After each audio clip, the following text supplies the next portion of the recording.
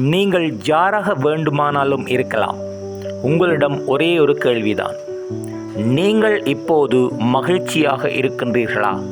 உங்களுடைய பதில் இல்லை என்றால் நிச்சயம் நீங்கள் கடந்த காலத்தில் வாழ்ந்து கொண்டிருப்பவராக இருக்கலாம். கடந்த காலத்தில் நடந்த எதிர்மறையான நிகழ்வுகளை எண்ணி அதனுள் கரைந்து கொண்டு இருப்பவர்களாக, அதிலிருந்து விடுபட முடியாதவர்களாக நீங்கள் இருக்கலாம். அல்லது எதிர்காலம் தொடர்பான ஏக்கமும் பயமும் கொண்டவராக நீங்கள் இருக்கலாம். இன்றிலிருந்து உங்கள் வாழ்க்கை மாற்றமடைய வேண்டுமா? அப்படி என்றால் நீங்கள் நிகழ்காலத்தில் இருப்பதற்கு பழகிக்கொள்ளுங்கள். நிகழ்காலத்தில் வாழ்வதென்பது சாதாரண விடயமல்ல. அதற்கு நாங்கள் சில பயிற்சிகளை செய்ய வேண்டும்.